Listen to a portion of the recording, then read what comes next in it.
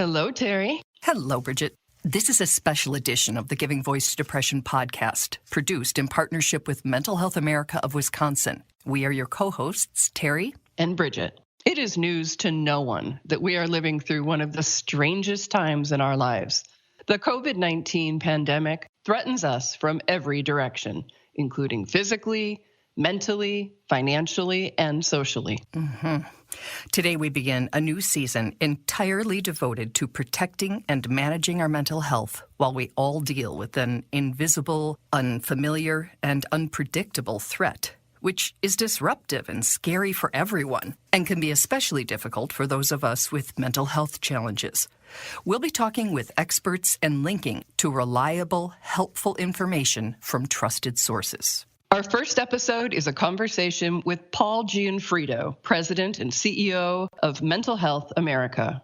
We're starting with him because NHA is doing a fabulous job of staying on top of the research and resources, and they are carefully curating and regularly updating those that they determine to be most helpful and credible. The links we'll share with this episode are ones to bookmark so that you can access them regularly.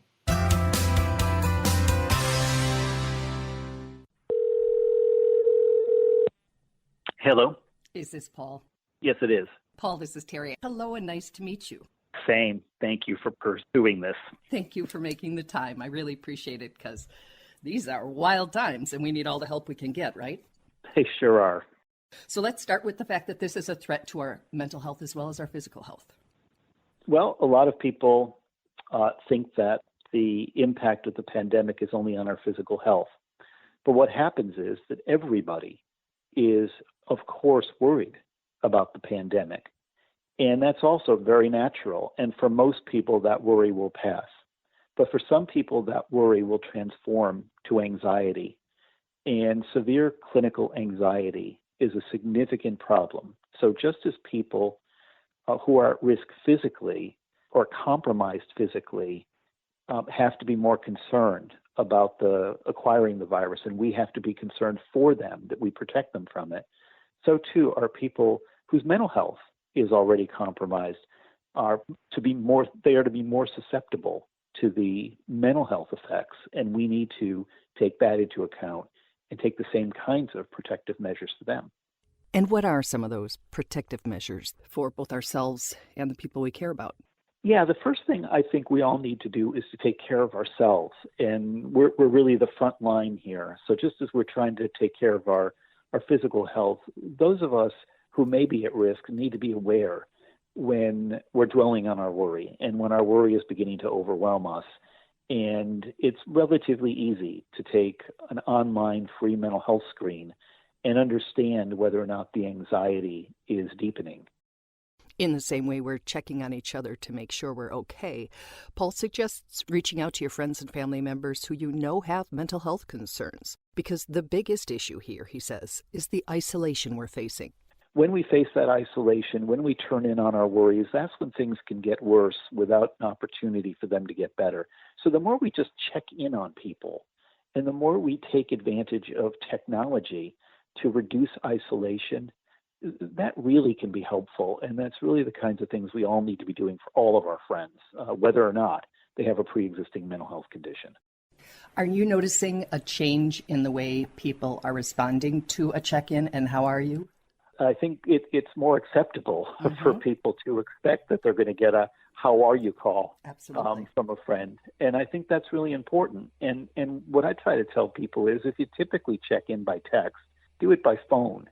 If you typically do it by phone, do it by video phone, because it's important that people hear the voice if they can and see the face if they can, because in the absence of being able to connect directly and touch the people who care about us, we can still be touched by seeing them and hearing them and knowing that they care about us. Is it possible to both accurately inform people about this situation and comfort them, or are those two things in conflict right now? I don't think we have much choice but to try to do both at once. We've got to be accurate in the information that we provide and the information that we get so that we can take proper protective measures for ourselves. But we also have to be optimistic and hopeful about the future at the same time, and recognize that what we're going through is a very difficult time. And the more we can look forward and think about those things and make plans for those things that will take us out of this particular time, it's a way to balance protecting ourselves in the present and taking care of ourselves for a better future. In a way, it's almost the opposite of what we normally do for anxiety, where we tell people to try to live more in the present, worry less about the future.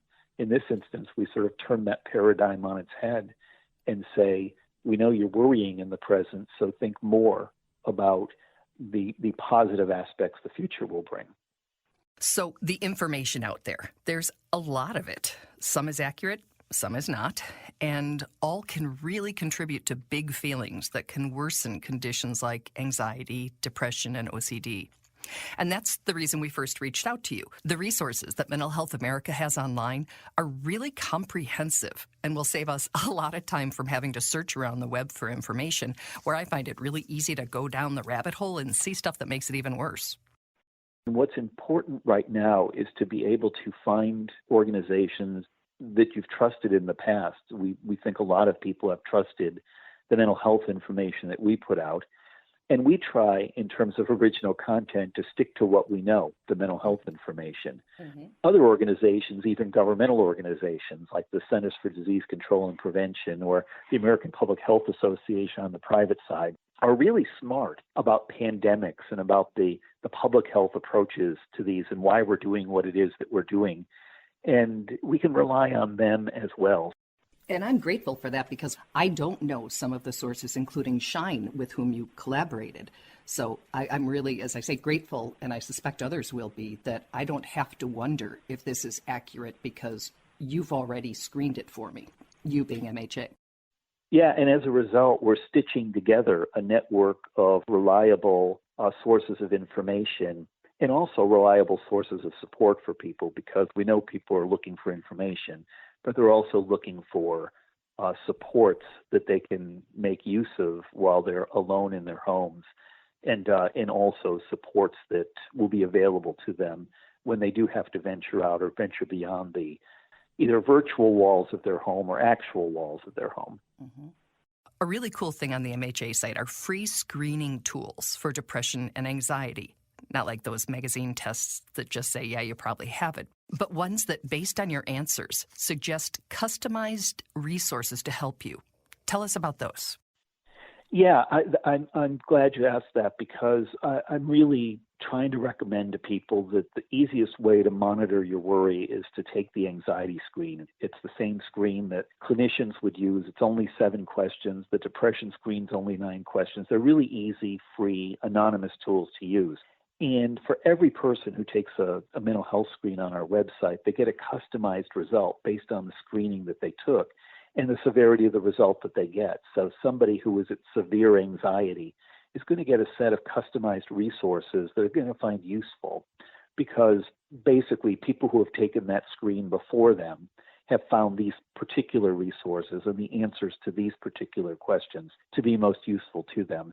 It will bring people to additional resources that will also be useful and helpful to them. So it's sort of a one-stop shopping opportunity for people that customizes results based on your needs at the time you take that screen and the result that you get. So you even may get different results a week apart, which means you'll get different resources recommended to you a week apart. So people can screen early, they can screen often, and every time they screen, they're going to find something useful in the results.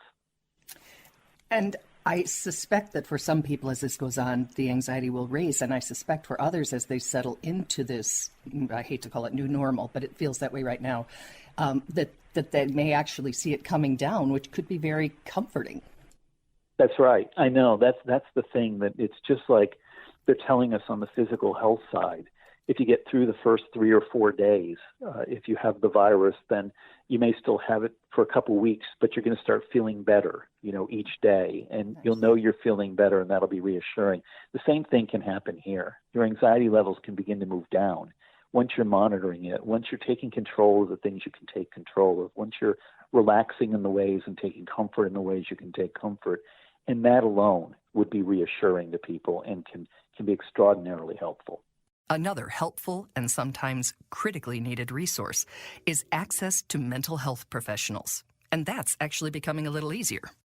And literally every day, there is something moving on this front because there's a combination of federal efforts and state efforts that need to be made to relax these rules. But for the most part, people who are listening to this, if they've not yet heard that it is possible to do therapeutic counseling over the telephone, or even if they heard that last week this was not possible when they inquired, it's worth re-inquiring because insurance companies on the private side and Medicaid and Medicare are all being subject to different federal and state rules, but in every instance, the rules are being relaxed to make it more possible for people to get therapeutic services literally from the comfort of their own home. Mm-hmm. And what about the people who don't have insurance? What resources are available to them that can help in this time? Because so many people still are uninsured, it's important, I think, for them to, start with the free resources that exist. As I mentioned, if people take a screen on our website, it doesn't matter whether you're insured or not. A number of the resources that you're going to find available to you are resources you can use that may not even be clinical resources. They may be social support services that are available free of charge. So I wouldn't want anybody to resist learning more about their mental health based on the fact that they know going in that they don't have private or public insurance. The better thing to do is take a screen, get some results, and then take advantage of the free resources that are available, because there are a lot of them available that can be helpful. And Paul reminds that not everything that's helpful requires huge effort or change. Self-care needs to be a personal priority in stressful times like these. You don't have to do things that are draconian in terms of changing your life in order to manage stress. In fact, it's sometimes the opposite of just getting up each day and keeping the same routine for the first hour of the day that you've always had. And that may be, getting ready for work and, having your breakfast, even though you're not going in. But throughout the day, just breathing and taking walks if you can get outside, and reading and just engaging in the kinds of things that have always brought you comfort, right? And have always helped you to relax. Just do those things and do them in normal amounts at the same times you typically did them, and keep control of as much as you can possibly keep control of. A lot of the resources are really directed at helping people do those things. Are you willing to share any of the things you are currently focusing on in a different way than you were before this happened? I've tried to take some of the advice I've given to other people. I get up each day and have my breakfast, and I get ready for work. And instead of going into my office a block away, 300 miles from here, I go into the office that we've created 30 feet from where my bedroom is. And then I try to work through the workday. And I do what I would typically have done on days I was working from home. But I make sure that I remind myself to do them, like stop for lunchtime and take a few minutes off, and stop around dinner time and make dinner and take a few minutes off. I'm taking walks when we can take walks, because there's a beautiful park nearby, and people are advised to walk in open spaces where there are not a lot of people. So I'm doing more of that. And like many of us, Paul is also getting a chance to return to some of the things that nourish him that he didn't have time to enjoy with his regular work schedule. A few feet away from where we're doing this conversation is where my accordion sits. And I've played the accordion for 60 years. And I haven't had a lot of time to play that accordion the last few years with the amount of work that I have to do. But I've taken several opportunities because it brings me joy to sit and just play that accordion for a half hour or 45 minutes. So that's something I'm doing for myself. It's not what everybody needs to do, is go learn how to play an accordion. But everybody's got things like that they've always derived joy from, perhaps through their entire life, that they now maybe can add to their routine, take a few minutes and just do that for themselves as well. Paul is also doing more of the things that nourish him. Like many, he's living with and highly aware of the situation, and also seizing the opportunities this strange time offers. One of the important things we need to do is just to continue to look forward and be hopeful and understand that this is a marathon we're running, not a sprint. And marathons, for those of us who have run them, are never fun. And we're always in doubt about whether or not we're going to hit the finish line. But when we do, we look back and we understand that we lived through it and that we're better for it.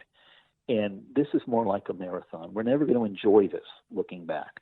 But I think that what we are learning and what we all will learn in terms of the strength and resiliency that we have as we live through times like this is going to be really important. Okay. You willing to play us out on your accordion? You'll have to wait for that. Okay. It was worth it. It was worth the shot. Okay. It was.